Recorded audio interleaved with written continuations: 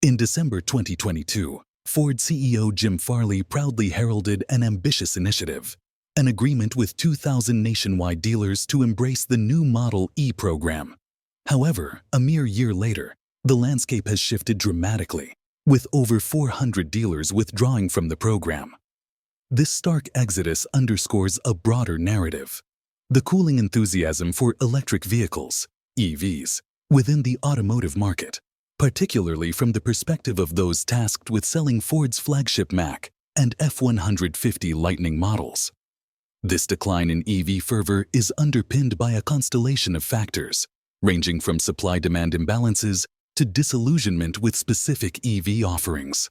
Delving deeper into these complexities reveals the intricate challenges facing Ford and its dealerships amidst the evolving automotive landscape. Number 6. The market is slowing down.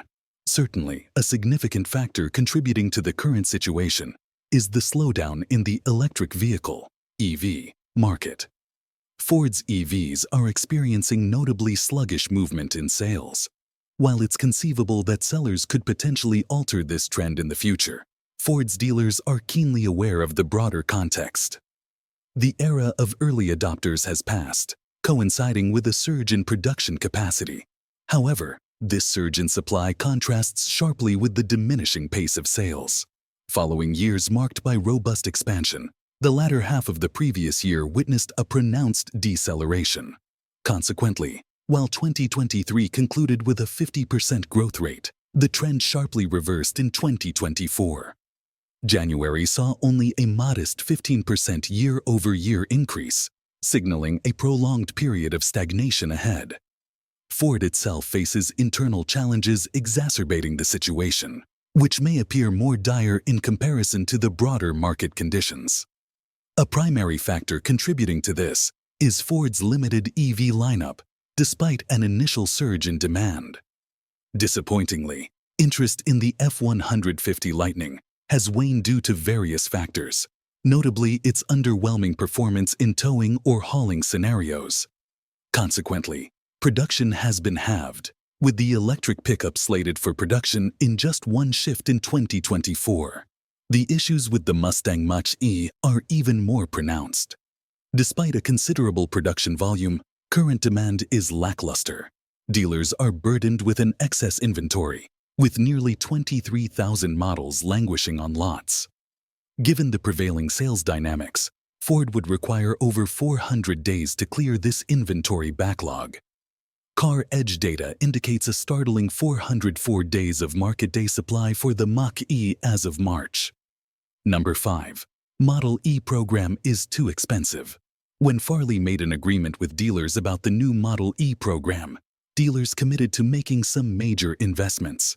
261 of them opted for the cheaper certified program, which requires investments worth $500,000, but comes with various limitations, including the limited number of EVs to sell. For that reason, most dealers pick the so-called Certified Elite program, which has better conditions, but also higher requirements in terms of infrastructure, training program, demo units, and similar things. Such a program costs between $1 and $1.2 million. And once the market started to slow down, some dealers changed their decision. As we've already mentioned, around 400 dealers already dropped out from the program, because with the current sales dynamics, there's no way they could return such a large investment anytime soon. And the number of dealers giving up on this EV program is still growing. To put it in simple words, such an investment doesn't make sense at the moment. It costs a lot, and the EV future has become quite uncertain, especially after the latest decision by the government to reduce ambition significantly.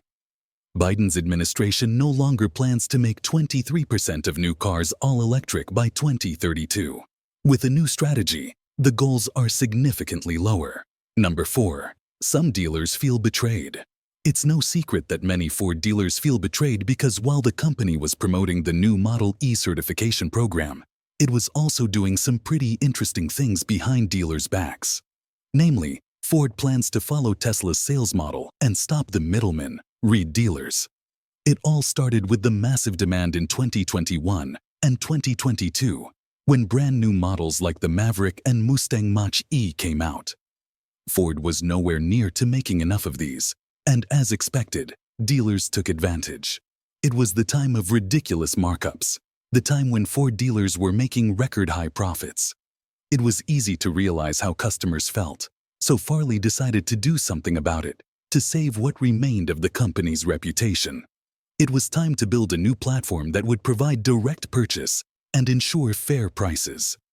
Finally, Ford launched the new online platform where buyers can configure their Mach-E, choose financing programs, and all other things. Number 3. North Carolina dealers call new program intrusion. The Model E certification program is quite highly demanding. Moreover, it even seems intrusive by some means, so it doesn't surprise that some dealers already took action to fight against it. Dealers from North Carolina are the best example, as 46 of them already filed a petition against the certification program. They're very unhappy with the requirements, and it's not just about the money. They feel like the new program is quite imposing, and that it represents a massive intrusion into dealers' day-to-day operations.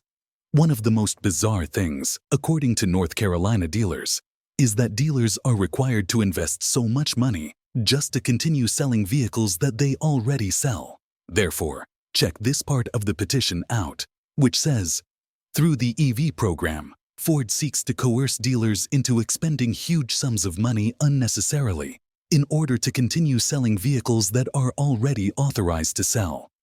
Ford's EV program will serve to reduce the number of Ford dealers in North Carolina and further restrict consumer access to electric vehicles, particularly those citizens residing in parts of North Carolina outside of the largest cities.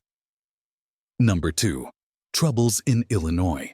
Initially, most dealers opted for the Model E certified program, but that doesn't mean that there was no resistance. Moreover, we saw a lot of criticism, as well as a couple of legal battles.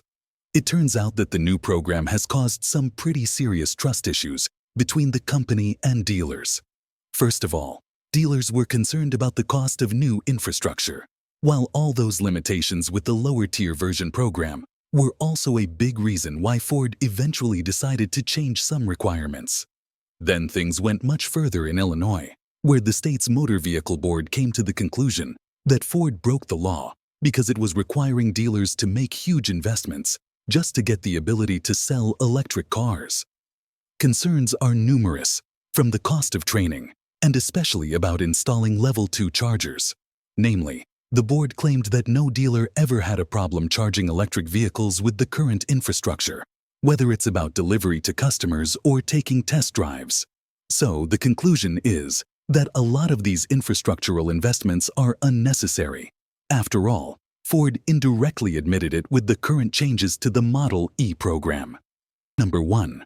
Ford is slowing down with EVs. Finally, it's also about the company's comprehensive EV strategy. Until recently, Ford was pushing EVs very hard, and the idea was to follow the government's strategy of massive electrification.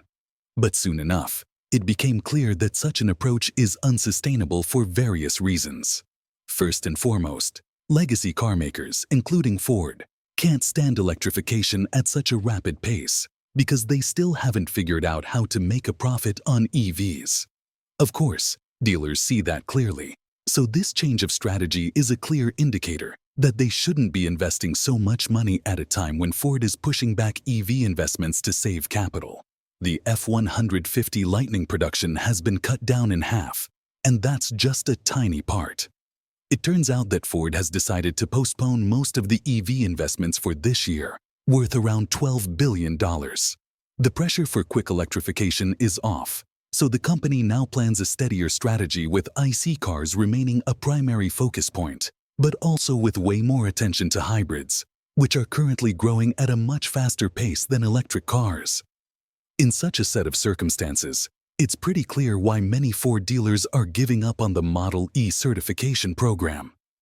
To know what Ford will do from here on out, we'll just have to wait and see. Thanks for watching, and see you next time.